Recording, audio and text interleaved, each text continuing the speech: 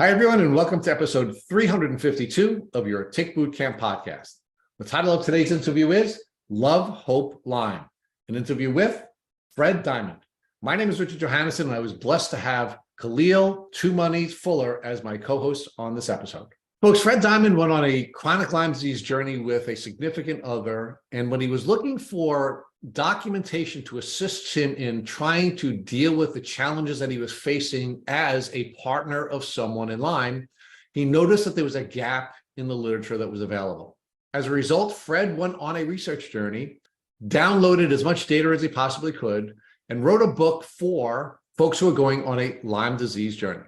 Without further ado, we are really excited to introduce to you Love, Hope, and Lyme and author Fred Diamond.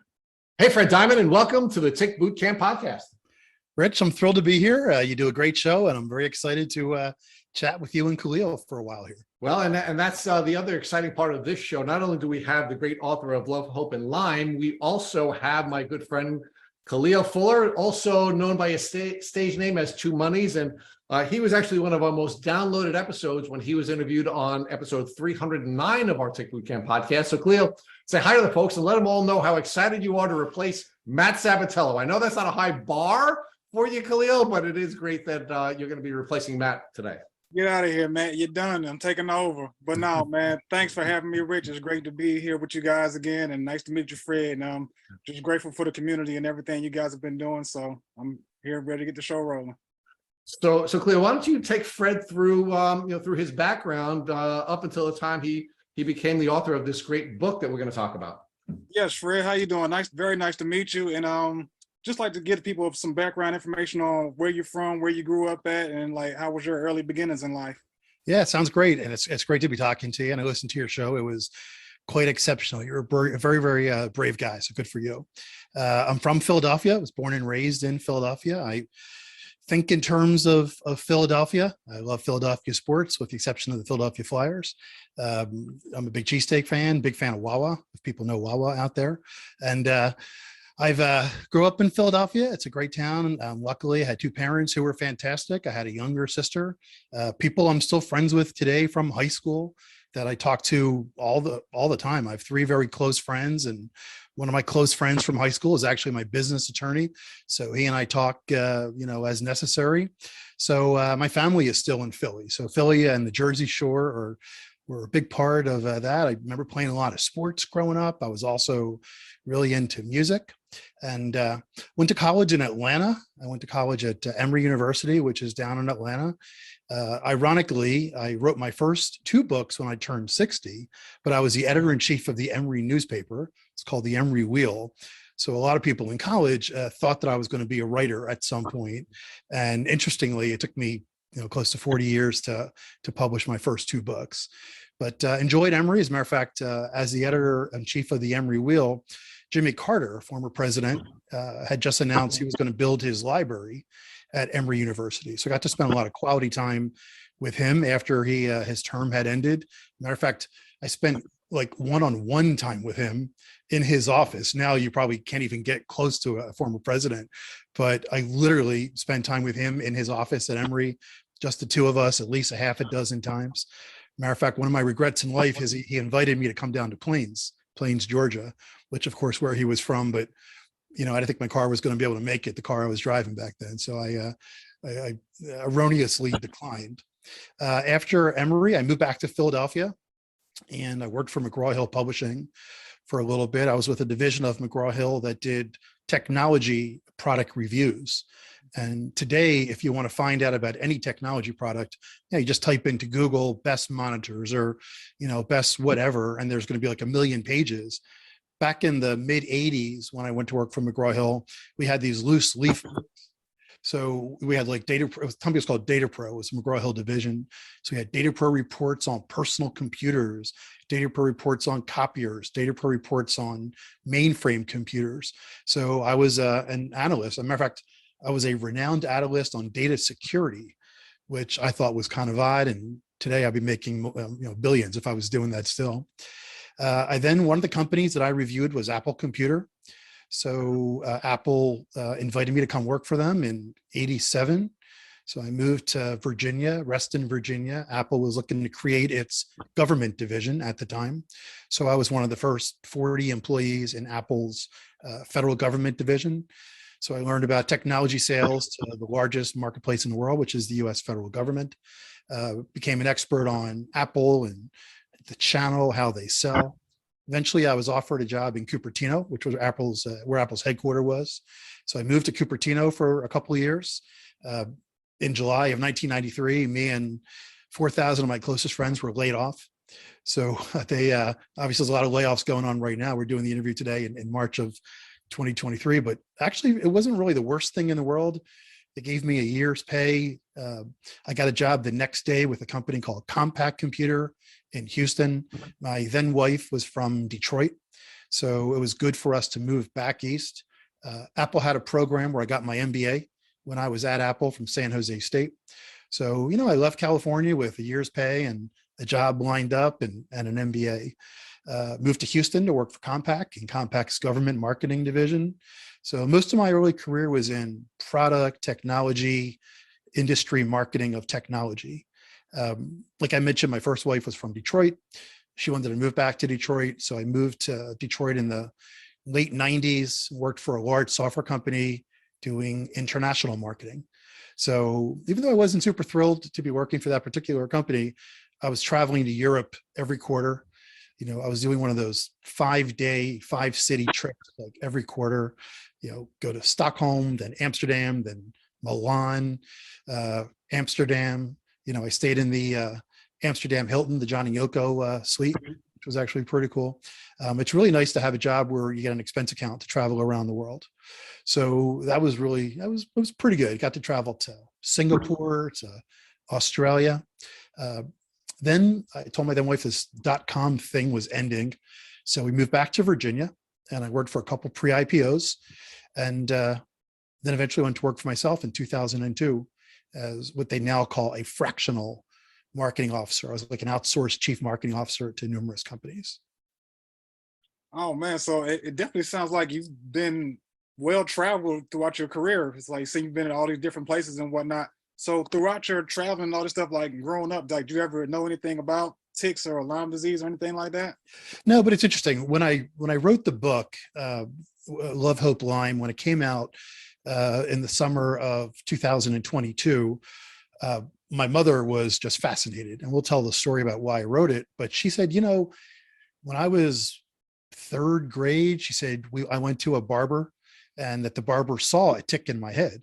And he removed it. And obviously it didn't lead to Lyme disease, but my mother's brought that up a number of times since the book has been published. I grew up in Philadelphia.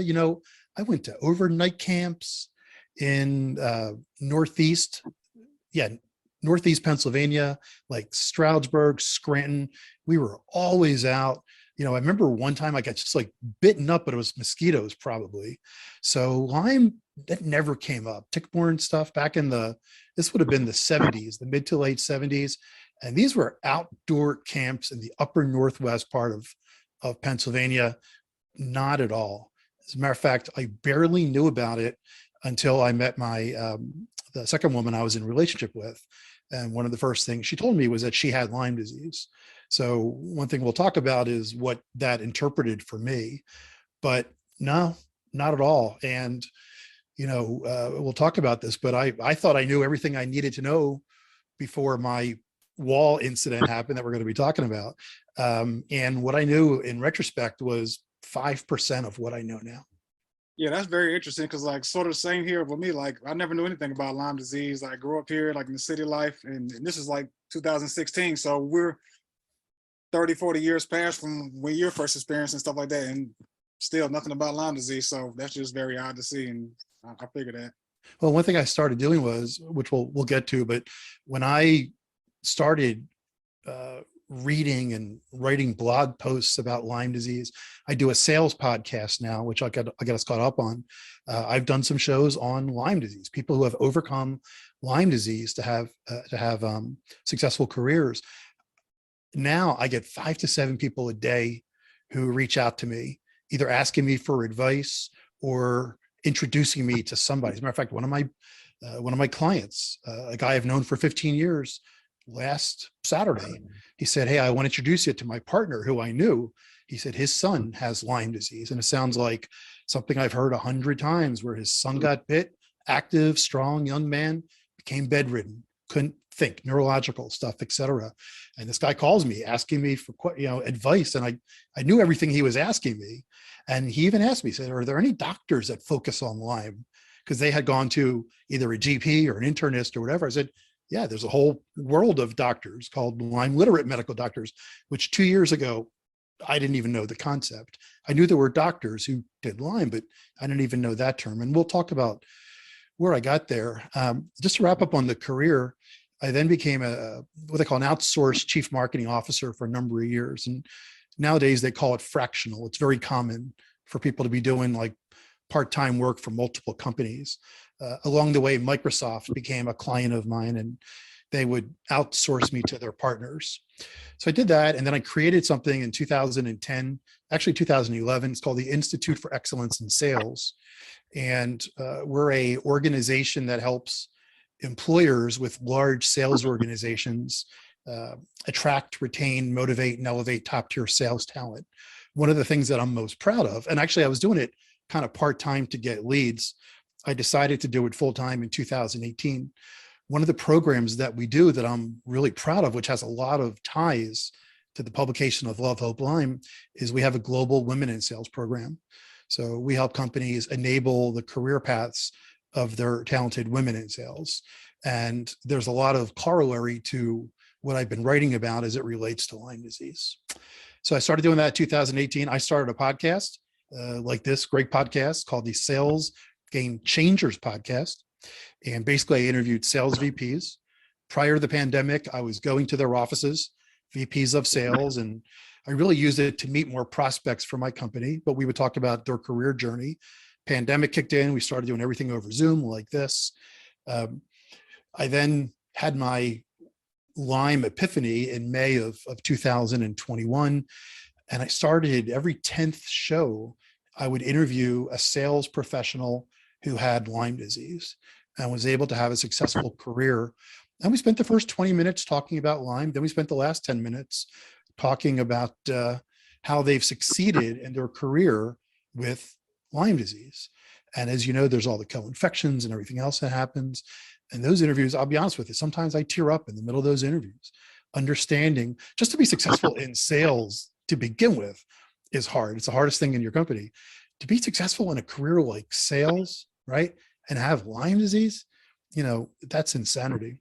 So anyway, I've been doing the podcast. We're up to over 650 episodes. It's won a couple of awards. We've had a couple million interactions. And on August 2022, I published 2 books.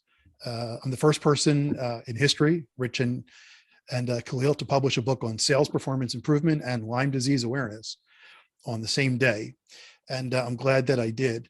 The sales book is called Insights for Sales Game Changers. It's basically highlights from the first 450 episodes of our podcast, and Love, Hope, and Lyme, which we'll talk about in a little bit, which was created for family members and spouses to be of better support to their loved ones.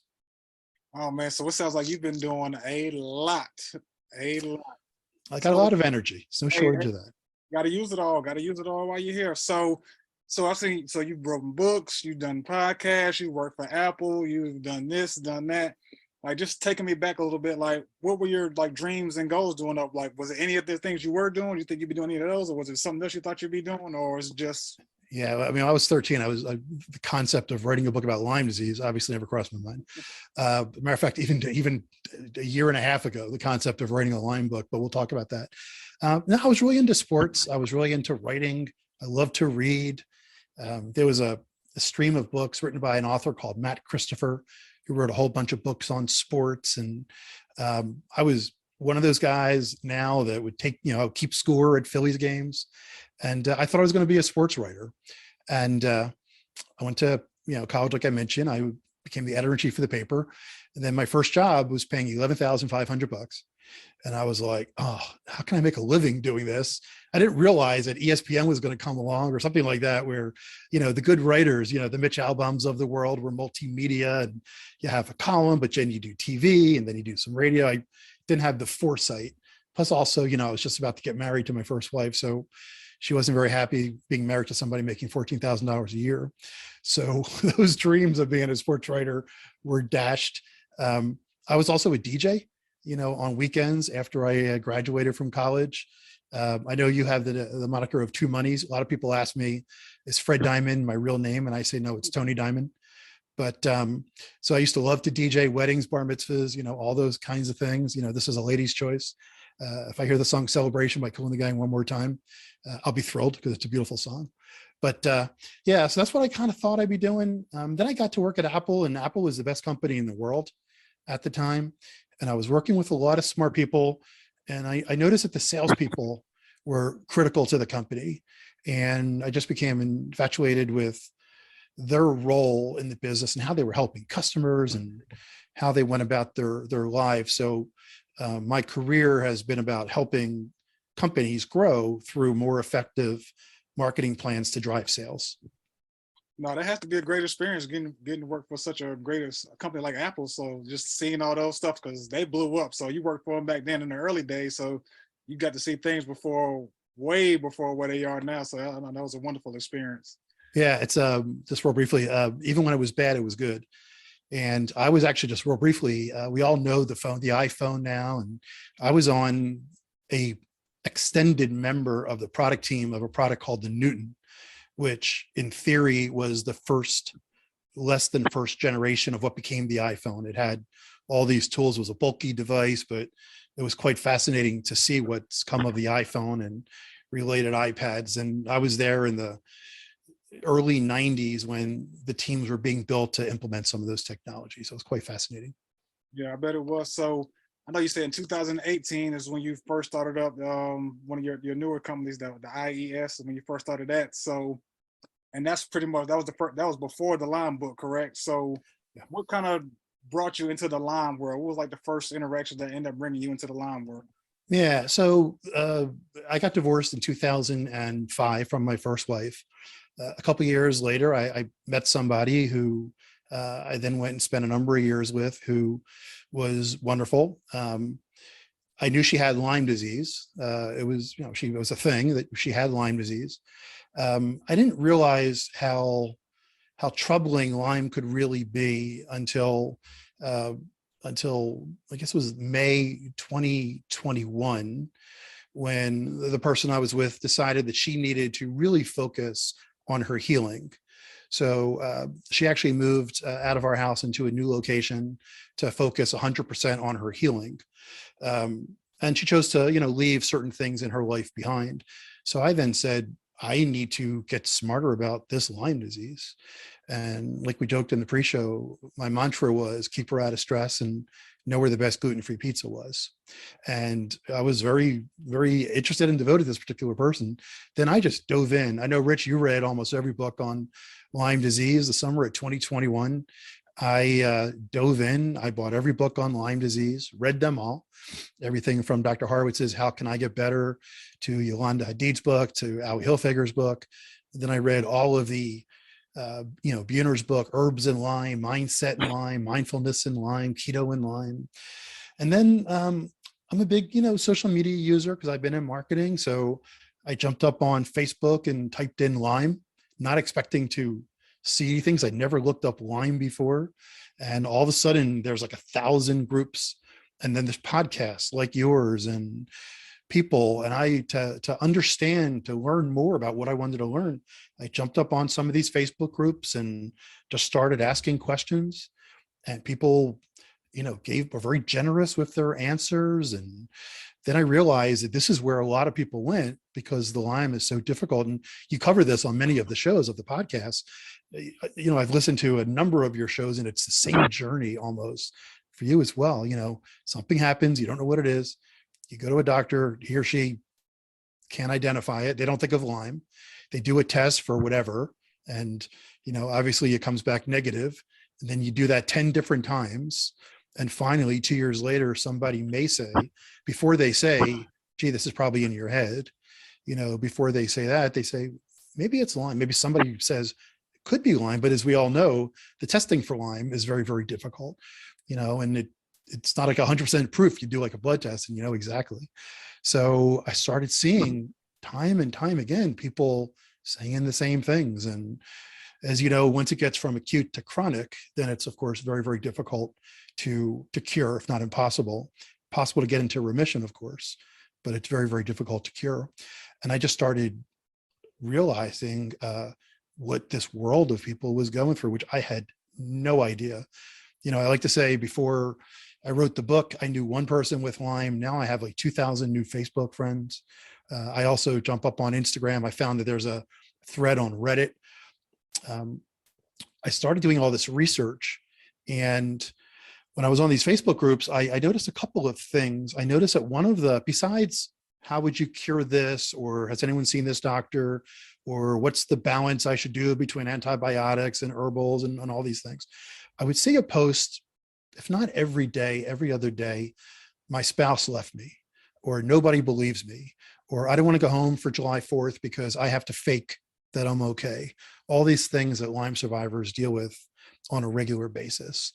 And I started thinking to myself, I didn't know as much as I knew before I started doing all the research. And I'm like, you know what, there's nothing. And I Googled spouse and Lyme disease. And you know, when you Google anything, you know, best pizza in Charlotte, there's 10 million pages. One page showed up, an article that was written in 2014. And all it talked about was a woman talking about her guilt. I'm not a good mother. I'm not a good sister. I'm not a good spouse. I discovered LymeDisease.org, which I didn't even know existed. I reached out to LymeDisease.org and I said, hey, can I write an article for you on what it means to be supportive when your spouse has Lyme disease? And Dorothy Leland, who's the president of LymeDisease.org, said, yeah, I don't know who you are, but sure. I mean, people in the tech marketing and tech sales world know me, of course. Nobody in the Lyme or disease management world knows me because I haven't really done anything about that. She goes, yeah, why don't you write your article? So I wrote my article on things I discovered, like mold and heavy metals and, you know, all the what's it called? Ultra high, you know, sounds and those kind of things that I didn't even know were a thing. Even gluten, you know, I didn't even understand why gluten allergies were really a thing in the overall scheme of things. And she published the article. This was probably August of 2021. And all of a sudden I got like 500 people reaching out to me, and she got like 200 comments on the article. Gee, I wish my spouse cared enough. And, you know, your spouse must be thrilled of all this research you're doing. And gee, nobody cares. Why do you care? And then Dorothy posted it again because it got such great response, and more people reached out. And then people started reaching out to me. Hey, I read your blog. It was great. I saw you're doing some podcasts with people who have Lyme disease. You know, here's my story. And people started sharing my story. And you know what? They were almost the same thing and over again with the 10 doctors. And I got bit 20 years ago. You know, you're familiar with this. And you know, you guys have done so many shows on this particular topic. So someone said, you know, you should probably expand this into a book. You know, there's never been a book written for spouses or family members. And again, you know, 2 Monies, I kept seeing every day. I was monitoring the Lyme Facebook groups. I kind of pulled back a little bit because I don't have Lyme. I felt like a voyeur, you know, watching all this, but I kept seeing this. I just left my spouse, and then there would be 100 comments. You know, he doesn't deserve you. Nobody understands what we go through. So I tried to write a book that would help people like me understand what people with chronic Lyme were going through. And yeah. Yeah, the only thing I got from that was gluten-free pizza. That's all I heard was gluten-free pizza. No, I mean, that's like whenever we loved pizza. So no, when you got Lyme and you love pizza, you need your gluten-free pizza. You definitely need that. But another question I have, like when you first type in Lyme and you starting to do your research, so much stuff pops up. Like, did it ever get like overwhelming or confusing, or did you scare yourself by just looking up all the stuff? Because when I first started looking up Lyme, because when I had Lyme for like 2 years before I even found the Lyme community, like on Facebook or anything. So when I first found the community, I was kind of joyful. I know I shared this story with Matt and Rich. I was happy, but I see everybody had like the same exact story. So it was like, why are there so many of us with this same exact story with no help and all that? So I was happy to find people to connect with, but also kind of scared at the same time. So I just wonder how you feel when you first kind of just discovered Lyme in the community and everything all at once. Well, once again, just to remind everybody, I don't have Lyme. Yeah. I think I might have been bitten when I was in 3rd grade. I've never had an antibiotic for Lyme. I've never had to need an herbal. I've been lucky to have great health, and the whole concept of when you have your health, you can do a million things. And when you don't have your health, you can only think of one thing. So as I'm reading these books, I was like, oh my God, yes. Oh, yes. But again, I wasn't looking for a cure for me. I was looking to understand what someone in my life had gone through. And then I said, I need to help more people understand, because I kept seeing, again, that same Facebook post, my spouse left and everything. So, my experience is different than yours. I wasn't looking for a cure for me per se. I was looking to understand what this particular disease did and why it did it. And is there a cure? What can you take? And as everybody who's listening to this knows, who's at the chronic stage, it's just insane. I mean, even today I was on Facebook and there was a question, how should I balance antibiotics and herbals? I mean, that's something that everybody who's chronic probably has thought about. And then of course, there's other questions about various, let's just say, unique treatments that I don't need to go in here that I know you've covered, Rich. So for me, it was like all these answers were occurring. Now I understand this. Now I understand why this particular person said this 5 years ago. Now I understand why this occurred when this happens. And I said, if I didn't know this, if I didn't understand the meaning, and I was very, very committed to a particular person, I got to help people understand what their loved one is going through to try to bring some peace. When I wrote Love, Hope, Lyme, I originally was going to call it Love, Loss, Lyme, because it was alliterative. And I said, you know what? This community has dealt with so much loss. Everybody who has Lyme has dealt with loss. I got to write a book about hope as compared to loss. I love that right there. I love how you changed the loss to hope, because when you're dealing with this, you definitely need a lot of hope. And like I said, losses seems like too bad, too negative. So just give something to some people to look forward to and stuff like that. So I'm definitely glad you did that. But like Aki was saying, though, like it's very important for like a spouse or someone who cares about their significant other to do some research on Lyme, because it's definitely a lot for the person who's actually dealing with it. And when you actually do research and you see what that person is actually dealing with, and you see all these other people confirming what they're going through, you might look at it like, when you're not familiar with someone, look at it like, is it really that bad, or really just like that? But when you see over and over and over and over, you start to realize the magnitude of what they're actually going through, and actually able to sympathize more with them and actually find things to help them better their lives as well. Also educate yourself. So that's definitely very grateful. No, that's a great point. And actually, so many people reached out to me very kindly to give me some insights into what they went through. And like you said, when you hear the same story, I must have spoken to 1,500 people over the last year and a half as I was writing the book. And then the book came out in August of 2022. It's the same stories over and over again. And I heard this on your podcast, listening to the various people and telling their stories. Now there may be some degree of variance. I had somebody on my podcast who's a very, very successful sales professional, and she said she's never had any neuro-Lyme issues. She said she's never had brain fog. She's never had any of the deeper mental challenges that can be accosted because of Lyme disease, but she has the joint pain and she can't move some days. And some days she's so fatigued that she can't even get out of bed, type of a thing. And to be successful, she's created her world and communicated to her company, this is how I'm going to be. And she's still one of their top performers. So yeah, it's like when you keep seeing over and over again, same things, been to 20 doctors, and I kept hearing the same thing, 20 doctors. And finally, back to one thing you mentioned before about when you Google, the first thing that when you Google, does chronic Lyme exist or cures for chronic Lyme, is, I don't know how political, Rich, you get on the show, but you see the CDC page, which says, if you have Lyme symptoms after 28 days of antibiotics, you have what's called post-treatment Lyme disease syndrome. The word chronic Lyme is, it's a war. I mean, I was blown away that there was a war. And I live in one of the ground zeros. I live right near Loudoun County, Virginia. And as a matter of fact, one of the first things the woman I was in a relationship with did is she took me to a hearing. And we first got together years ago, like 2009. And there was a congressman, Frank Wolf was his name, who was a huge advocate of Lyme treatment and everything else. Because like I said, Loudoun was like a ground zero for ticks. And I remember seeing him at an event and thanking him. And so I knew things, but I really had no idea until I started, reaching out and writing the book and the blog article, the podcast about what anybody who's at the chronic stage goes through. And, I say it's just ridiculous. It's ridiculous that this disease exists, that people go through what they go through, that there's no cure, that there's political implications of this disease, which I didn't know. There's social implications of the disease.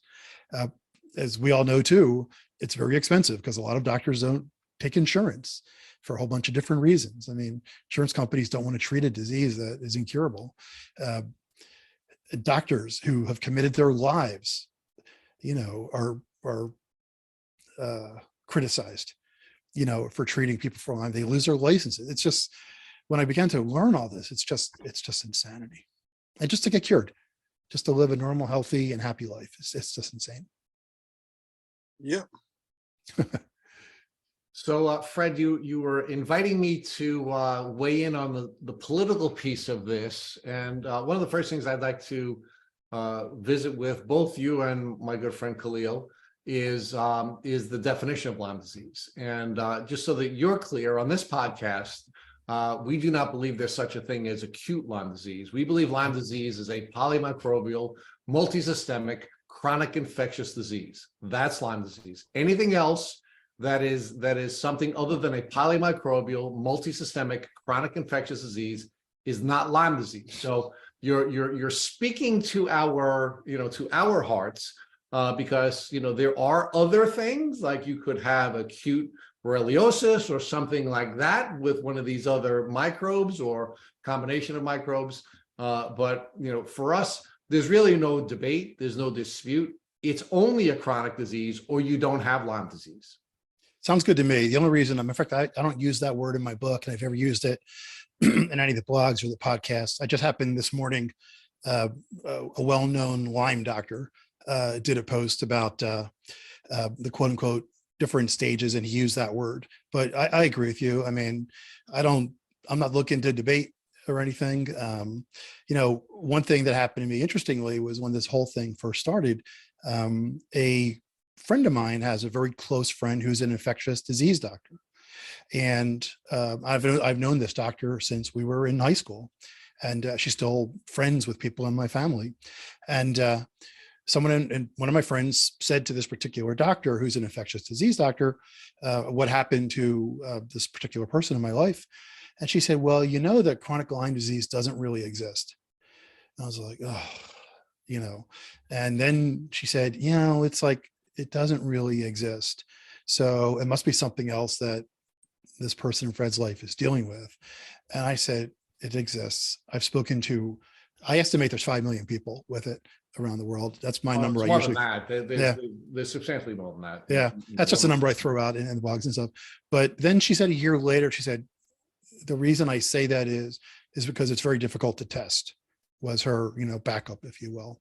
But then like the whole, like you'd said, I mean, we use the example too, and you use this, I'm sure. Yeah. You break an ankle, every orthopedic surgeon on the planet, from New York City to Melbourne, Australia, to Moscow, whatever, they're going to take some x-rays. They're going to say, yep, there's the fracture.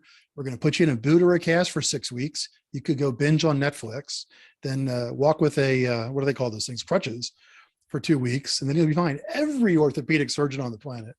And there's so many people, the Lyme people I've met, who've gotten, you need to do this treatment, or we want to try this or that. And it's led to, just as obviously you're leading the way on this. Fred, part of the problem we have here is that definitions matter, right? And definitions are going to, or beliefs about definitions are going to control your cognition, right? So when you have a whole group of people, and you just identified one of them, who are trained or educated or in some way come to believe that chronic Lyme does not exist, then they cannot see the very disease that's before them, right? And that's why definitions matter. And that's why one of the problems that we have with Lyme disease is we don't have a consistent definition. The person who wrote the introduction to your book, Dr. Horowitz, one of our good friends and someone we've interviewed on this podcast three times, has one definition for Lyme disease. Dr. Rawls, another good friend of ours, in fact, our mentor, has a different definition for Lyme disease. Dr. Phillips has a different definition of Lyme disease. Dr. Douglas has a different definition of Lyme disease. And we've just gone through this over and over. I mean, some of the leaders in this community are all defining it very differently. And, Dr. McDonald, who's, again, one of the people we really adore, wrote an article in LymeDisease.org where he argued we need to have a divorce from Lyme disease, right? So we here at Tick Boot Camp don't think we need to be divorced from the term. We just think we need to define it. We need to take control of definition, and taking control of that definition will radically alter the world. So people like our friend Khalil will not have trouble getting diagnosed because we will have a definition, and the doctors who are now in the position of assisting us with getting a diagnosis will have the ability to perceive or have the cognition available to them to treat us. Now, there are other issues, Fred, which is sort of, there are all these parallels. I read your book, and by the way, it was very, very well written. I really enjoyed your book. But there are these parallels, right, between the social disease, right, and we here at Tick Boot Camp define Lyme disease as a family disease. It is a family disease. It's not an individual disease. It's a family disease. And it has a number of different layers of familial impact, right? And one of the challenges that we often have with families who want to be loving to their family member who is now chronically ill is, in many cases, people don't look sick, right? And one of the things that is triggering to people in this community, they'll look at somebody like Khalil, who is a very healthy person, is like, you don't look sick, Khalil, right? So talk about that piece of that. And as now, the person who is now, cutting out this piece of the Lyme world where you're now trying to help people to understand how they can be good family members to a sick person. What is your advice to folks who are being told they don't look sick, and people who are telling family members they don't look sick? Yeah, it's just what you just said about the definition. I agree with everything you just said. So it's Lyme disease, and if we redefine it, that's great. It's real. It is real, and like you said, I've heard people say, the fatigue that you get with Lyme disease is so much more intense than what you or I, Rich, could experience. We had a tough day at work, had traffic getting home, at 7 o'clock, we just want to sit in front of the TV type of a thing, and then like have something for dinner and go to bed or whatever. I've had people who have Lyme disease who have said the fatigue is something you can't even begin. And Khalil could probably agree with this. The fatigue is something you can't even imagine. So, the being in bed for 2 days because of the fatigue, that's just a part of how a lot of people get the symptoms of the disease.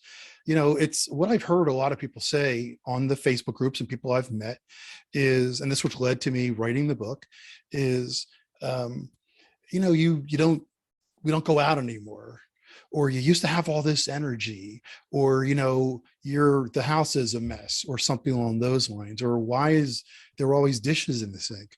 Who cares? It's like what I write is you got to have three things, basically: empathy, compassion, and love. Right. So, some people who've read the book said, I couldn't make it through, or I was crying through the first 5 chapters because I could relate to everything that you were talking about. It's finally a book written for us by somebody who isn't sick or isn't in the medical profession. But, looking past little things, the last line I say in the book is, and I talk about a woman, although I do say in the very beginning of the book, Lyme is non-discretionary. It could be a woman, could be a male, but I write it as if you're supporting a woman. I said, she's the person that she was just bitten by a tick. How insane is that? Is like, because she was bitten by a tick, this isn't a disease where you choose. You're not jumping off cliffs and you break all your bones. You got to care for somebody. Just because they were bitten by a tick, or I know some people were bitten by other insects or whatever. So we talk in the book about simple things that you wouldn't think about. If it's PTA night, you go, other person, spouse, you go to PTA night because he or she is probably too tired to go. Clean the house. Let's stay with this fatigue piece though, right? Because one of the things that we've learned from interviewing folks in this community is that fatigue is something that someone who does not have Lyme disease can empathize with. You simply don't, defining fatigue as a person who does not have Lyme disease is really impossible, right? Because it's a level of fatigue that's way beyond the tiredness that any of us ever feel. And it's often triggering for folks in the community when their fatigue is being compared to the tiredness that a non-chronically ill person feels, right? So we have to get a little deeper on this, right? Because I think it's easy to say, hey, you shouldn't be upset about, the dishes not being washed, or, hey, it's okay for you to go to the PTA meeting. No, it's much deeper than that. So let's talk about the fatigue piece, because I think it's an important piece. I mean, how is it as a non-Lyme, as someone who does not have Lyme disease, but you love someone who has Lyme disease? How did you come to understand the nature and the severity of the fatigue, even though you yourself have never had it? And how is that helpful for you to have insight into how you can be a better partner? Well, one thing I kept hearing from people is you don't get Lyme disease till you get Lyme disease. And you really don't want to get Lyme disease. You got to understand, like I said, it's prior to me doing all the research, Rich and Two Monies, I just thought, okay, particular person is just tired, tired. The disease causes some degree of tiredness. I didn't even use the word fatigue. Then when I started interviewing people like Khalil, who's gone through it, and I must have spoken to 150, 200 people before I wrote the book. People were coming out of the woodwork. One thing I was shocked about was when I started, writing some of the blogs I did for LymeDisease.org, I would post them on my own Facebook page, and people would reach out. My niece has Lyme disease, or my sister-in-law's mother has Lyme disease. Almost everybody had some connection, or a coworker, or a past coworker, or something along those lines. When they kept telling me, fatigue is the kind of fatigue where you can't get out of bed for 4 days in a row, right?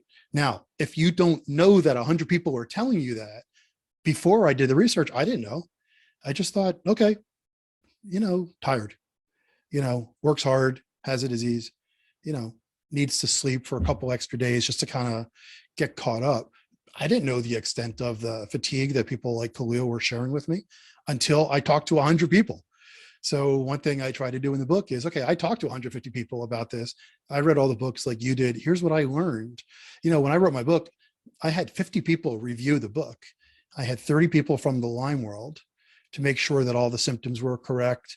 I like to tell people, I'm a history major with an MBA. Don't ask me for medical advice. If people say, what should I do? I'm like, go to the Facebook group and ask, or go find a Lyme literate medical doctor, or there's Lyme coaches out there. I can't answer your questions. I can tell you what I've read, but, and they were all corroborating. Yep, that's a thing. I had an editor with Lyme disease who said, she kept reading. It's like, yep. Okay. You covered it all. It's a great question, Rich. I can never imagine the fatigue that someone like Two Monies has gone through, or the millions of people that have chronic Lyme disease. The only way I even know, and I can't feel it, right, is because 150 people had told me this is what it feels like. You literally can't move for 4 days. So it's in the book. Understand that that's what this thing looks like. But yeah, I'm never going to understand what it's like.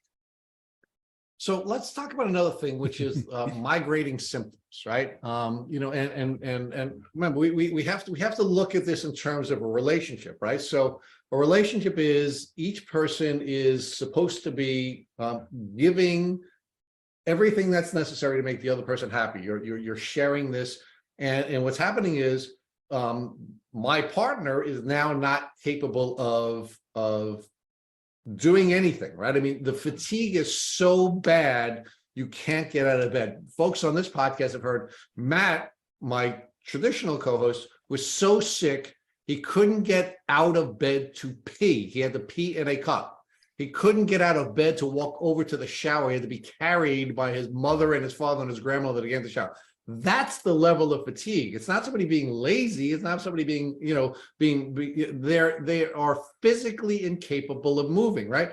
But unfortunately, that person now can't be a good partner, Fred, right? They can't do the kinds of things that they had been doing in the partnership, in the loving partnership that they had. So there's going to be a feeling about that as the partner who is now not getting the kind of support that they had been getting from that person. So talk to us about that, because, you can't, in fairness, just describe the partner as this robot that's just going to say, okay, I go to the PTA meeting. No, it's much, much more painful and powerful for both people in the partnership. And when you see somebody who looks like they're fine, when you see somebody who's not able to now move, and you now, give us some insight into emotionally how you were feeling when this partner could not, do for you what, she had been doing in the partnership, how that made you feel and how you dealt with those feelings. Yeah. So what I've learned, and there's a section in the book I have on the 6 stages of healing. And it was written by a guy called, have you ever had Greg Kirk, the author of he wrote a book. It's a guy named Greg Kirk. He wrote a book called The Gratitude Curve. And I met him when I read those 40 books, the summer of 2021. Great guy, similar to you, Khalil. He's gone through a Lyme journey. He's traveled all over the world to try to solve his Lyme questions and get cured. And he wrote an article called The 6 Stages of Healing. It's very similar. It's based, I believe, on Elizabeth Kubler-Ross on the 6 stages of mourning or grief. Great. And, he talks about the stages of acceptance and denial and anger and all those things. And then stage, 5 and 6 is acceptance that you have this disease. And a lot of the healthy people that I've met accepted that they had the disease and lived their life within the realm of what can I do and what can I do? I'll be perfectly honest with you here. What I've learned, like I said, I didn't plan on writing a book about Lyme disease management. 2 years ago, nobody knew me as an expert on disease management, right? I find myself now in conversations with people knowing things that I'm shocked about. Being able to know, you obviously have a different level of expertise, which I'm finding here. I don't have a lot of the technical expertise because I haven't had to treat myself, and, I don't know what all the herbals do, and I don't know the balance and all those things. But, one thing I learned is the concept of love, right? And Dr. Richard Horowitz reached out to me. It was Mother's Day, 2022.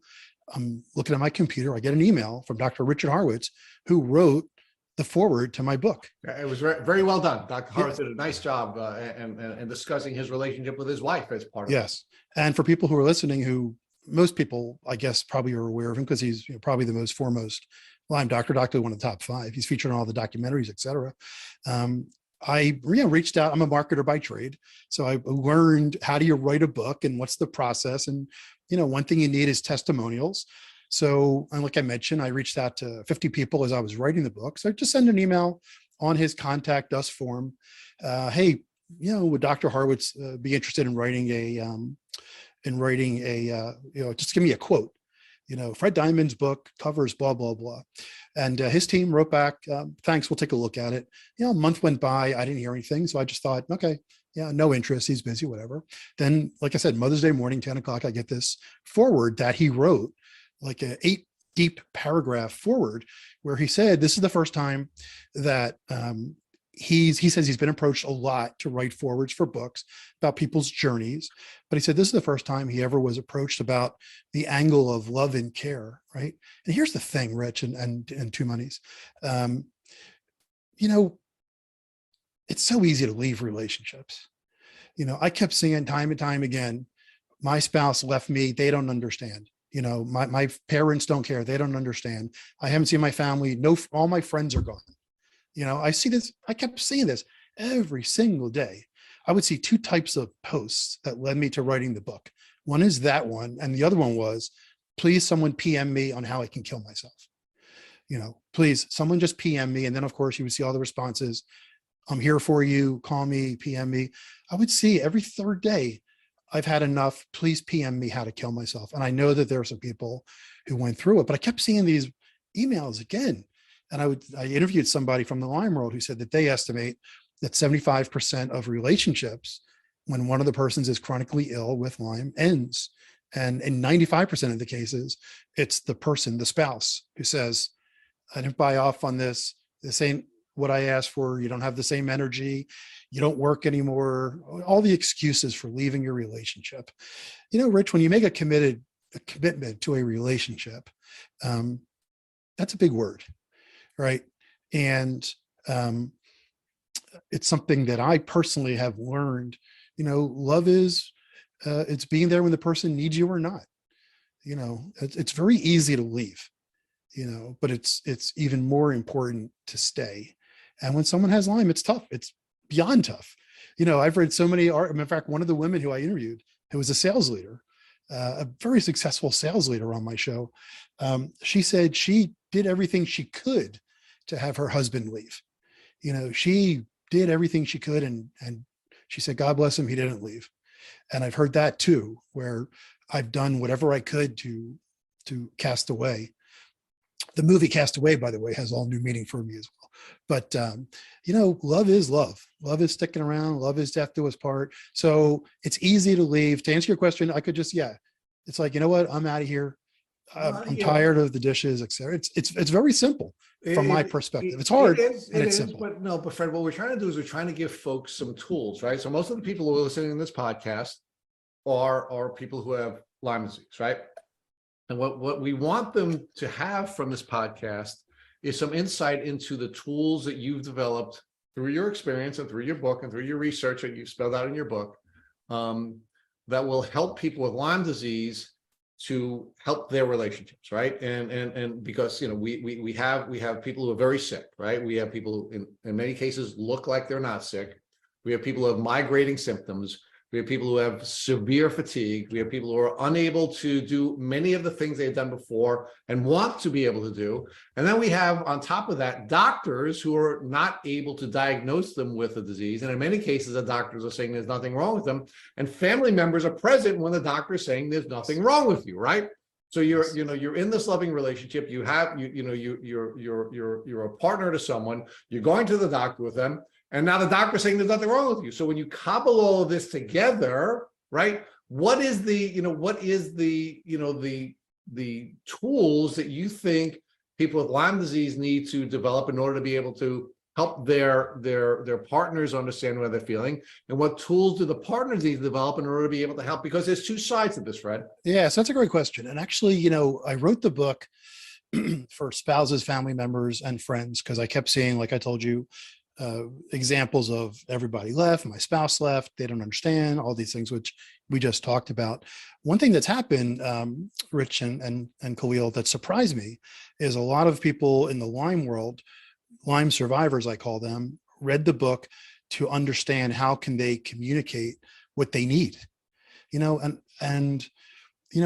I thought when a particular person was fatigued, okay, just needs to rest, I'm going to leave her be, I'm going to go work or whatever it might be.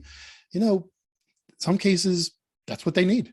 But one thing I found also is, like you just said, it's a great question, is there was like a gap in being able to say, this is what I need. And continuing to say, you don't understand the fatigue, you don't understand this, that's not going to do any good. But it's being able to say, when you see me like this, and I didn't understand the level of communication that probably needs to happen to get really deep in it. It's interesting, like you and I both read every book. We talked about that a couple of times. Horowitz's book is like 380 pages or whatever. Dan Kindler's book is similar, very 380 pages. The history of the tick, every possible herbal, all these various antibiotics.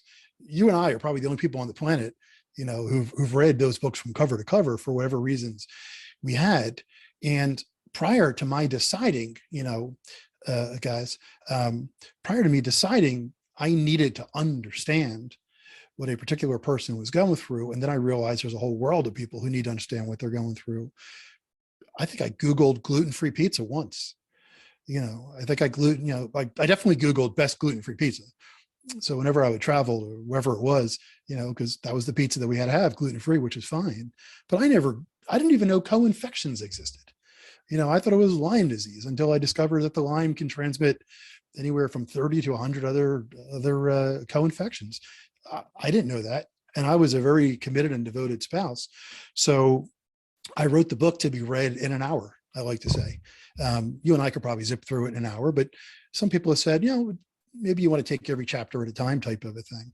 And I thought if I was a huge devoted spouse and I didn't do any real searching on the nuances of why the fatigue and why there's what Bartonella might cause versus, the basic Lyme or whatever it might be, I said, I'm going to write something that people can read in an hour. They can give to their friend to read in an hour. It's 150 pages.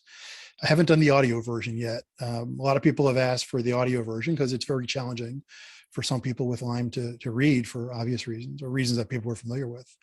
So, it's going to take some work to understand, to truly be empathetic about what your person's going through and why they're going through. I never thought of the word caregiver. When I started doing all this research, I saw words like caregiver. I was like, I was never a caregiver, but I was there. So you need to put a little bit of time and energy in. And for the Lyme people, you need to understand that for people who don't have Lyme, your people in your life, like you said, it looks like you're fine. You're not on IV. You're not on, well, some people, I guess with a pickle line, they're on IV, but you're not like in a hospital bed all the time. You seem okay, because one thing too is, as we all know, and Khalil can probably chime in on this, today may be the worst day of your life, right? Tomorrow you may be fine. I heard that so many times. It's like someone actually posted today, a friend of mine on one of the Facebook groups, yesterday, I thought I was done. And she posted this picture of her at the beach, bright and sunny. And she said, I'm going to take advantage of this day because I don't know what tomorrow is going to bring. In my life, in my health, I know what tomorrow is going to bring, from a health perspective, things I can do. From the Lyme, there's so many different so there is this issue of course, these migrating symptoms, and of course, these good days and bad days, and looking good and not looking good, and the sort of the pain that you feel, or the grief that you go through as a partner who's suffering a loss as well, right? I mean, we have grief on both sides of this partnership, right? We have the person who is chronically ill, grieving the loss of their health, and then we have the partner grieving the loss of their partner and the life that they had with their partner, and the emotional pain that comes along with going through that grief cycle before you can get to this point where you are creating something new, right? So let's talk about another piece of this, which is, again, you didn't consider yourself a caretaker, but many partners do. Let's talk about caretaker burnout and the challenges that come along with being a supportive spouse the way you attempted to be, Fred. Did you ever feel burnt out? Did you ever feel like you were afraid? And did you feel like you got to the point where perhaps you were overwhelmed emotionally and physically and spiritually, and that having an impact on your capacity to give when maybe you have nothing left? Yeah, no, the answer to your question is no. And I never felt that way because I didn't understand the depth potentially of a particular person's Lyme disease. I never felt that way for a millisecond. As a matter of fact, I never even thought to identify the person that I was quote unquote caring for as a Lyme survivor. If I were to describe, if you were to say, describe this person in 10 things, Lyme would be number 9. She's beautiful, she's funny, she's smart. Those would have been like the first 7 or 8. Lyme was, and it was a thing. But here's the thing, and I was devoted. I had no idea that when you have Lyme, and I mentioned this expression before, when you have your health, you could do a million things. When you don't have your health, you can only think of one thing, and that's getting your health back. I used to hear that expression all the time on the empowerment podcasts I would listen to and the motivational podcasts, etc. I was always generally healthy. Now, if I had a headache, that day. Of course, that's what I would focus on. So I didn't experience any of that. But there are people who experience that. And I'll give you an example on my sales podcast. On my sales podcast, which is a relatable story. About 3 months into the pandemic, the word that everybody was using was empathy. You need to talk to your customers with empathy. You need to be empathetic because your customer, if your customer is a restaurant chain or something, their business went down to zero, or if they're a medical practitioner, they're working 7/24. So empathy was the big word. I was doing a show with 2 sales VPs, and we were doing our shows live. We would get 200-300 salespeople watching us, and we did a show every day. Someone asked the question, how much longer do we have to be empathetic? This was like May of 2022, of 2020, I'm sorry. How much longer do we have to be empathetic? And one of the VPs of sales, who was a VP of sales at a major event company, right away said, if you feel that you need to take a day to catch yourself, because the basis of sales is empathy. And if you don't have empathy, not sympathy, but empathy for your customer and what they're going through, you're done. You're toast. You got to leave because you're done. So we talked about, if you reach that moment, take the weekend off, go to the beach, go for a jog, go for a walk, go for a run, talk to people, go eat something healthy. In my book, I have a chapter where I give some suggestions on things you could do, everything from committed things like start a charity. I was stunned that there's like at least 1,000 501c3s that Lyme survivors have created to give micro grants or to give advice or whatever it might be, or to pay for doctor's appointments. And there's some that, have like a $50,000, budget per year. And of course, there are some that, try to raise millions for research and data collection, if you will. But I think you raised a good point there. And it didn't even occur to me because I never felt remotely that I was quote unquote getting burned out as a caretaker. But there's a lot of things, meditation. I meditate for 20, I don't know. Khalil, do you meditate during the day? Normally, I just started meditating probably about a couple of months ago through some other people I met who had Lyme. And they said that's one of the things that they use to help them, get back to feeling themselves. So I actually started meditating. I do that kind of once in sometimes in the morning and sometimes at night before bed. But meditation has been a good, helpful thing. Yeah, meditation. I mean, I exercise every day, and caretakers should. I go to hot yoga 3 times a week. I walk the other 4 days. I started swimming, but I kind of slowed down a little bit with the swimming. You got to take care of your body. You got to stay healthy. It's like the old adage on the airplane, put on your mask first. So I have a whole chapter in the book about things that you could do. And a lot of things I recommend, Rich and Khalil, are things that people should be doing to maintain their health. Meditation, talk to people, have friends, do things with other people, eat healthy, those kinds of things. And, I remember the one was like, I haven't seen this really take off, support groups for caretakers. I've seen a couple of things try to get started on Facebook that really didn't have a whole lot of legs, but, do things that you find fun. Because I agree with, like you said, Rich, there is a way you could get sucked in. So let's talk about one other piece, Fred, and that is, I know from my work as an attorney that the number one reason for divorce is financial distress, right? Yes. Finances, let's take this outside of the Lyme world.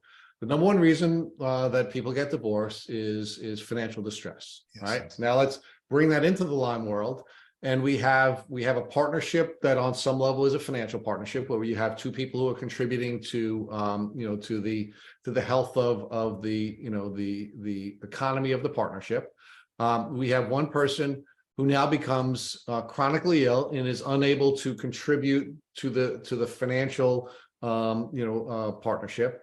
And then of course we have an insurance system that refuses to provide the finances that are required to provide for the care. So now the family has to, or the partnership has to expend, in many cases, hundreds of thousands of dollars to provide for the care of the chronically ill person. those financial pressures, which are difficult to overcome under the best of circumstances, really become powerful in a Lyme relationship where there are these feelings of inadequacy from the person who is not able to work any longer, even though they can't work. They're just feeling terribly about that. And then we have that, that dynamic radically changing, the lifestyle of the partnership. Why don't you talk about that issue in your research and what types of recommendations you have to try to help people not feel the overwhelm of these financial challenges? Yeah, I mean, that's a tough one. And like you said, even in the quote unquote best of marriages, finance challenges come up, and a lot of it's expectations too. It's like, we just went through this pandemic. People, and right now I'm in the tech industry. Tech industry is getting layoffs, left and right. So there's a lot of stress going on there. It's really, really difficult. A little bit of an aside, when I started talking to people with Lyme about the relationships, I mentioned this before, I kept seeing the word guilt. I actually did, I'm starting my Love, Hope, Lyme podcast, which is going to start, I'm not sure when this show is going live, but it's going to be starting in May of 2023. And I spoke to a woman who runs a very successful Facebook community of over 30,000 people. And she spent half the show talking about guilt, and I went to the caretakers because I never understood this. Guilt that, again, they're not a good spouse, mother, sister, parent, because they can't go to things, etc. And they're focusing on the disease. The finance is a tough one. And finance is one that you got to tackle as a couple, even when you're healthy. It's something that you just need to tackle it. I don't really have a whole lot of answers because it's very difficult. It may be the thing where you borrow money. I've spoken to people who've financed the house twice, who've found there are all these GoFundMe type things, WeFund, et cetera. Some are successful, some aren't. It's like anything, even my business. I had to find some funds for a certain thing in my business, and I went to my customers. So it's not, I'm not gonna say it's easy. Here's the thing too, as we're talking about this ain't easy. There's a reason why 75%, where I've heard the stat that 75% of relationships terminate when someone has chronic illness. As a matter of fact, it's interesting, when I published the book, I've gotten 25 suggestions for the next book. I just literally published the book, and then out of the blue, from friends and from Lyme disease survivors, hey, you should do this. Someone said to me, who read the book, she goes, I love it, but you could probably do a whole book on the Herxheimer effect. She goes, have you thought about that? I'm like, no. One suggestion was to do a book on how to have relationships with someone who's chronically ill, not just with Lyme, but with other degrees of chronic illness, and tackling the finance. It's such a hard part of the equation. I wish I had a silver bullet, but I got to say two things. One is you got to have the foresight to plan, right? And as Mike Tyson says, every time you plan and you get punched in the face, you forget your plan or whatever it is. But you got to plan. There's a whole world of people who do financial planning, and this is a factor in the financial plan. And here's the thing, back to your original comment, one reason why it's so difficult is because people don't like to be honest about their relationship with money. I have a friend who's a marriage counselor, and said people will come in, they'll talk about sex for 60 minutes, nonstop. I ask them a question about money, they shut up, because most people have an unhealthy relationship with money as it is, let alone when there's challenging times. So I wish I had a silver bullet, Rich, this is what they should do, boom, boom, boom.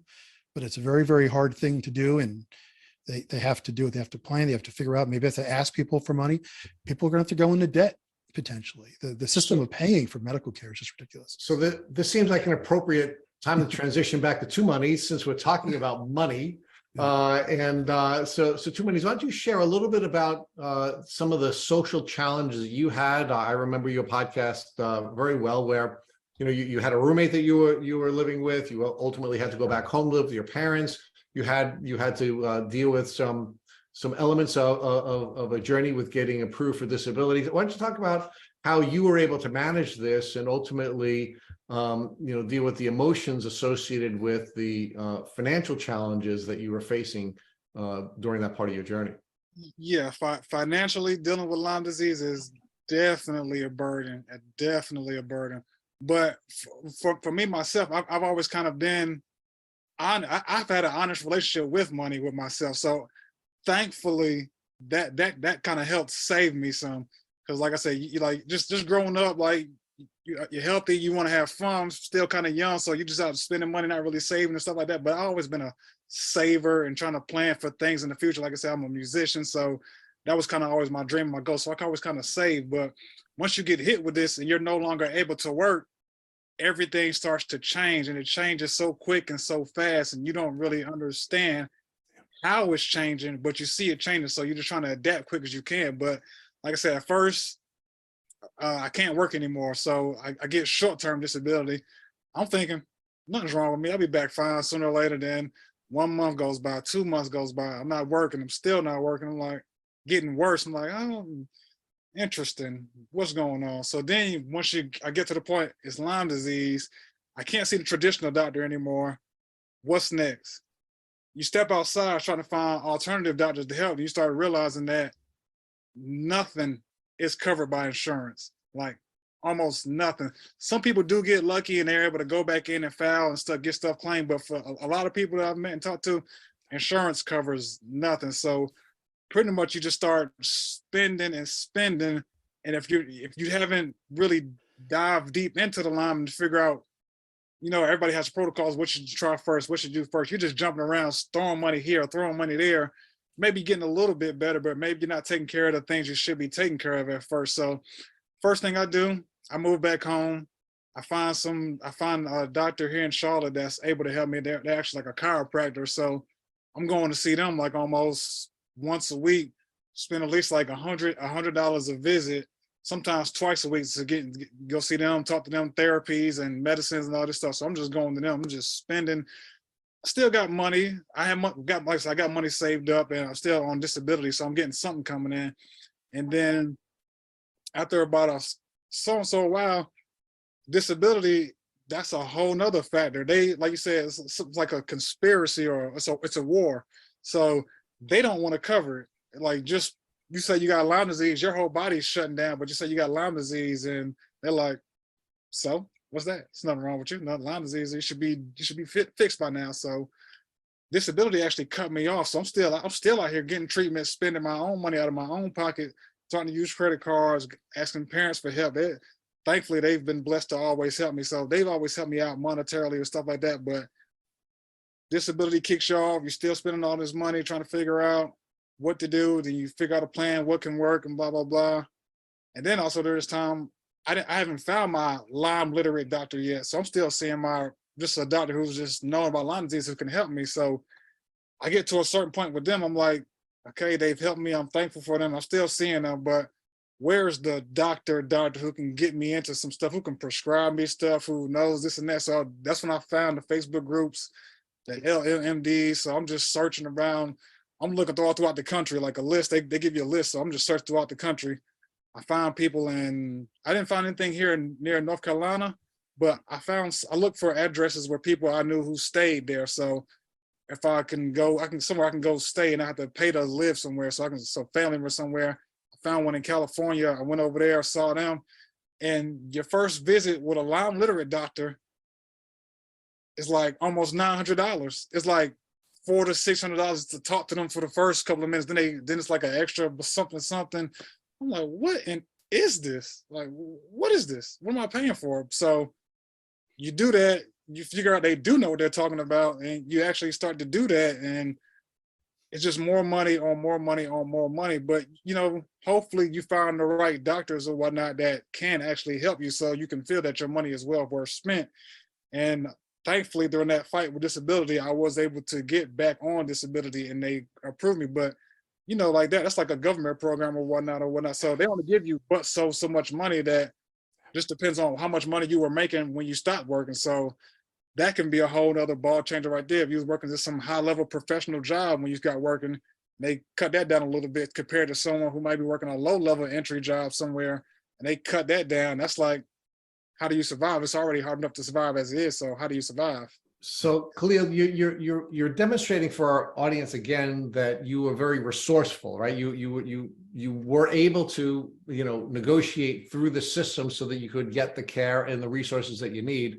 But talk to us a little bit about what it was like to have to move back in with your parents and how that relationship changed now that you were going back home after having been independent for many years. Yeah, I mean, it's kind of just it's stressful, depressing, because it's like you used to being on your own, doing things your own. You're growing up, you're grown man, you moved out the house. Everybody, when they're a kid, like, oh, I want to grow up and get out the house so you can do whatever you want. You finally get to achieve that, and then next thing you know, life comes knocking at your door and it knocks you back down. It's like, man, I went from working 4 hours, having my own place, my roommate, whatever, own cars, paying for this and that. And now I got to go right back to where I came from, back her parents' house. So it's kind of depressing a bit, but at the same time, you're thankful. I'm thankful that I have a place to go and someone who's still able to provide and take care of me and help me get better throughout this whole process. So it's a love-hate situation, but more love than anything. So are there any tools that you use to redefine that relationship and help your parents to be comfortable with you when you were coming back home and make yourself ultimately comfortable when you had to, go back to, a place that you believe that you had grown up out of?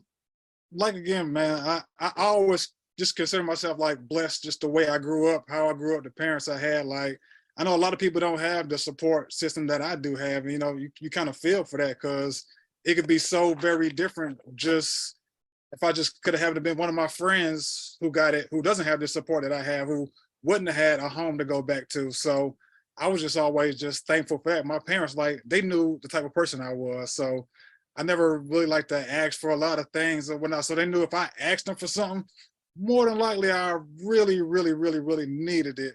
And they would do anything for me. I could ask for the littlest thing. I just wouldn't do it. Like, just growing up, like, I always just kind of pride myself on trying to be as independent as I can. And then like once you kind of get Lyme disease, you start going through this, and like I said, you move back home, you start to feel like a burden sometimes a little bit. Like, not just sometimes just your parents, maybe your friends or like the caretaker, whoever's helping you. Like, sometimes you feel like a burden to them. Like, they always got to do this for me. Like, you can't help out with stuff that you normally would. You want to help out with. Like, my parents, like, they're kind of older, getting up in age. So it's like stuff that they aren't able to do as well. And I'm young, thinking I would be able to help them with some of this stuff. And I can't even help them with this stuff now because of what I'm going through. So it's just like, you feel like kind of a burden sometimes, like, oh man, maybe you wish you could help out with some more bills and more stuff like that. So sometimes you kind of feel like that, and it kind of pulls you down a little bit, but you just gotta just keep fighting and remember that they know what you're going through. They believe you and they're there with you throughout this whole process. So why don't we now, Khalil, take Fred through the transformational nature of this, because Fred has now gone through this journey and he's had his own personal issues. He's had interviews with hundreds of people. He's now written a book. So Leo, why don't we take Fred now through the transformational nature of this experience and how Fred is now different as a result of going on this journey. Yes, Fred. Like, is that like after all your research and your dealings with your spouse who was going through Lyme disease and all the countless people that you've come in contact with, like, how has that changed? Like, after you wrote the book, like, what have you learned from that? Like, how have you grew as a person, like, from all this experience? Because it's a lot. It's definitely a lot. Yeah. And by the way, thank you for sharing what you did to the previous question that Rich had asked. And, it reminded me of the fact that, relationships are complex, right? And we think we know as much as we know, but then we don't know what everyone's really thinking and, how they're going to respond. And then you get a macro issue like a pandemic thrown in, where the whole world is having to rethink and repivot. Prior to this whole process, and since I do a sales podcast, a lot of what sales is at companies like Amazon and Salesforce, motivation is a big part, right? It's like, keeping you focused, because sales is like, it's like bad day, rejection, sale. Whoa. It's like, people turning you down, rejecting you, objections, etc. But then if you're good and you're persistent and you have the right products for the right time, you're going to have success. So I'm a big like quote guy. So my quote before this journey, my go-to quote was a Henry Ford quote, which is if you believe you can or believe you can't, you're right. And I would always chime in with that. Whenever somebody would say, what's your go-to quote? If you believe you can, if you believe you can't, you're right. My new quote is an Einstein quote, which is only the life lived in the service to others is a life worth living. And prior to this, I had been, my mother was very charity organized. She was an executive director of a school for 20 years. I saw my mother going to fundraising meetings, and she would always be involved with charities, religious, social, community, school. And that was always a big thing with me and my sister, particularly more me.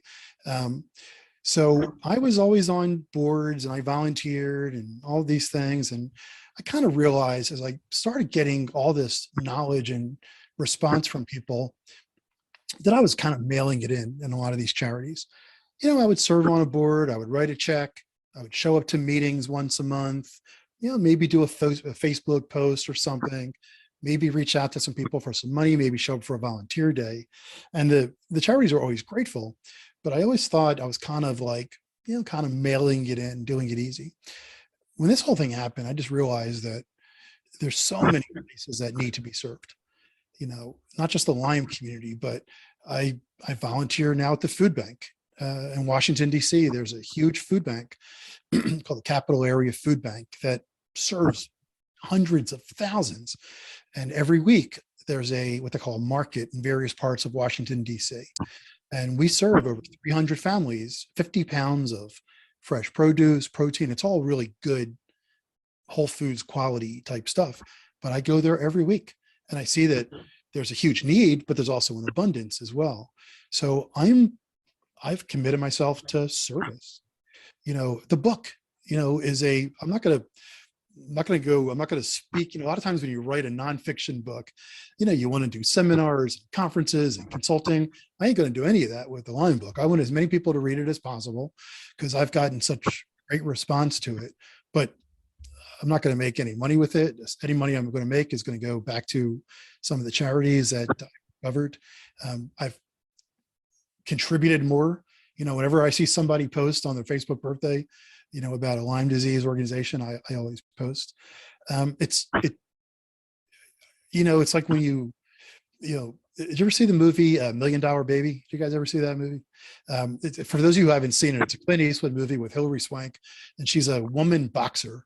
And, you know, you think it's like a Rocky type of a story where she's like rags to riches, and Clint Eastwood is like an 80-year-old, you know, Kajiti type of trainer. And you think it's about a Rocky from nowhere to success. Halfway through the movie, she gets punched in the face and she's paralyzed and she's in a coma. So the movie, I'm sorry to spoil it for people, but halfway through the movie shifts to, should they take her off the plug? You know, the whole euthanasia type of a question. I feel that my life has been like that. I was going about my life, you know, working, running a business. I had friends, yada, yada, yada, did some charity work. Now, all I think about is like giving back. You know, all I think about is like, how can I serve? You know, how can I give back? How can I be of more value? You know, Roberto Clemente, the great baseball player, Hall of Famer, has a quote where he said, if you don't give back in your life, why are you here? Or something similar to that. So I've shifted. And I've always was service oriented, but now that's all I think about. Now, back to the question that Rich asked before, you know, how do we live lives? I mean, I exercise, I have friends, and, you know, I like to read, and I have things that I do that bring me happiness. I have 3 kids, you know, who I spend time with, who are older, but, you know, I love being with them and traveling and all those things, seeing family. I've shifted my view on what's needed in this world, man. You know, it's a hard world. You know, we're talking here, you know, Rich and Two Monies, about solution. You know, Rich asked the question, how do you solve the financial problems? And it's like, wish I could say, well, here's what you do. You just, you know, go out in the backyard, dig up, you know, a treasure chest, and boom, there's all the money to pay for those things. But like you very well spoke about, there's so many factors that come in with Lyme. You know, you have to drink distilled water, some people say. So there's another expense of $30 a month or a week on different types of water, and gluten-free food, which is still more expensive. This is a world that's challenged. You know, every day there's so many challenges. If we're not trying to make the world a better place and make it easier not just for those who we love, but for people in need, then you're significantly wasting your time on this planet. No, I agree with you so much. Like how I like to say, it's kind of humbling. Like, just, well, I know for me, like just dealing with it is like very humbling. Like, and I always consider myself a very empathetic, sympathetic type of person to people. And this happened to me. I'm like, damn, I'm humble. I'm even more humble now. Like, man, I really like, I feel for people now. So it's just like, you just kind of always want to stay positive and never want to be in negative moods. Of you get, it's like, we're all human. We're all going to get negative. So, but you just got to just try to brush it off quick as you can. But no, I love what you said. Like just how you change. Like it pretty much sounds like you become a more humble person, a more understanding, more sympathetic person to this. So, and you wrote the book. Like it's brought you to write the book and like try to learn as much as you can just to share this information with people, which is such a great thing. Because like you said, there's not a lot of people who understand like the spouses or partners point of view from dealing with Lyme. Most people just come at the aspect of just the person with Lyme, but when you're dealing with Lyme, like you're not just all by yourself. So there's always going to be another person in the equation, whether it's partner, friends, family, and it's very, very, very important for them to learn ways to understand what Lyme disease is. So if they really truly care about that person with Lyme, that they will at least have some type of tools to be able to help them along the process to help the other person feel better. And like, and as you say, take care of themselves along the process as well. So that's a great thing that you did. And like, it's very much needed. We need more of it in the Lyme community. Well, I appreciate you saying, again, as I was giving the answer, I didn't sit down and say, okay, how do I make myself seem like a great guy? And I didn't sit down and say, how do I, as my marketing plan for my business, I'm going to write a book about disease management. So I have something new to talk about people. It just kind of happened. And, I really believe at the core of it was love, love for a person. And then seeing so many people, like I say, I knew one person before I started this with Lyme, and then all of a sudden I see hundreds and thousands talking about the same thing every single day. This is a ridiculous disease. You know what I'm saying? There's not a whole lot of people who are writing books about, how to fix broken ankles. It's pretty easy how to, there's not a whole lot of sympathy. Yeah, maybe for the 6 weeks you're in a cast, but this is an illness that I had no idea, and I was paying attention. I had no idea what people go through. I had no idea about the financial implications. I had no idea about the social implications, political implications, definition implications, like Rich talked about before, treatment. There's no common way. And, back when you were talking before about your treatment when, you were disabled for a month and then 2 months and 3 months, I see people, it's like, hey, has anyone tried this to be successful? And then people write in, yeah, I tried it and it didn't work. I tried it for a weekend. I tried X for a weekend. Most medical things, it's not an aspirin is going to solve it. Most medical things, right? Sometimes it's like multiple things, herbals and healthy living and shifting the way you live in relationship and, medicines, and you trial medicines and all these kinds of things, to say it's like, well, I tried it over the weekend and it didn't work. Well, this is such a complex disease that you're in it for the long run, and the spouse, partner, family member, friends, hopefully the book is getting the message across that that's what it's going to take for this person whose only mission, they don't want to be a burden. I think you used the word burden before, guilt. I see guilt all over the place. Like I told you, it was on a podcast I did recently, burden, guilt. That's how people who are struggling with this feel. So we need to understand it and communicate. You ain't a burden to me. You know what I'm saying? Sweetheart, you're not a burden. Why you feel guilty? I didn't even know that was a thing. It's like, why are you guilty? We'll get through this together. It's not going to be easy. I mean, but I'm going to learn what I need to learn and support, how I need to support you. And even then it's hard because of various factors of the disease. No, definitely. Like they say, what they call Lyme disease, like a nickname for it, they call it the great imitator. It mimics a whole bunch of different diseases or whatnot. So like you said, one day you feel like this, one day you feel like this, or feel like this, and yeah, every little bit of everything. So like you said, you wrote the book, you came to get all this knowledge about Lyme disease. This would be like one of the last questions I asked you. Like, what would be like your overall assessment of what someone would need to just embrace the journey of dealing with Lyme and as a partner, like together? Like, what was your overall, from all your research? So, what is your overall like conclusion? Yeah. You mentioned great imitator, and a similar thing is not as a caretaker, not really understanding what the disease does. Like we talked before about fatigue for a little bit. We talked before about brain fog and those kinds of things. It's kind of easy if you're healthy as an observer, someone who loves somebody. It's like, okay, well, you go rest.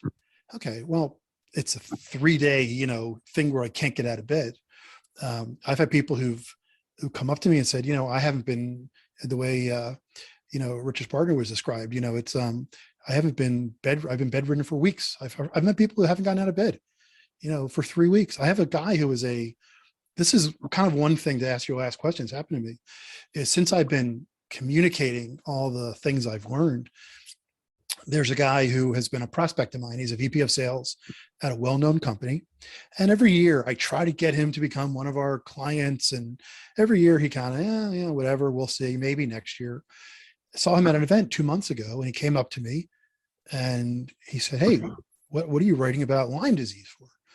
And I'm like, "Oh, how do you know?" He goes, "Well, we're Facebook friends, and on LinkedIn, which is a business social networking platform, I talk about it all the time." He goes, "I don't know if you know that." And I told him a little bit of my story. And he said, "I don't know if you know this, but my son, he's 32. He was bitten 3 years ago. He hasn't left his room in 3 years." And he might have been exaggerating a little bit, but he said he hasn't worked. He's with us. And I asked him to explain some of the symptoms, and he told me some of the things that he's gone through, probably similar things that you've gone through to Monies or other people who, Rich has been interviewing on the show, things that we talked before. It's, common, everything he said, I was like, I heard about that. I heard about that. Yeah, absolutely. And we now had this level of communication that we never had before, because we both, were touched by this particular disease. But I think the one thing is as a caretaker or caregiver, whatever, don't necessarily believe what you see. She or he may not need an hour to sleep in the morning. She or he may not be able to make a decision to do something not because they're tired and not because they're fatigued, but because this disease affects the brain, with brain fog, of course, and other things that are much more severe than that. So it's much deeper, and you need to have, again, back to the word empathy, you need to understand that what it looks like isn't just common things that people who are healthy may be able to do, or things that he or she might have been able to do yesterday, just because of the nature of the disease. No, great. That's awesome. Like that's definitely much needed, because it's hard. It's definitely hard. So everything you said today is just been awesome. Great. I'm pretty sure our listeners will have a great time picking apart what you said, and hopefully they are able to apply some of these things to their own lives, because it ain't easy.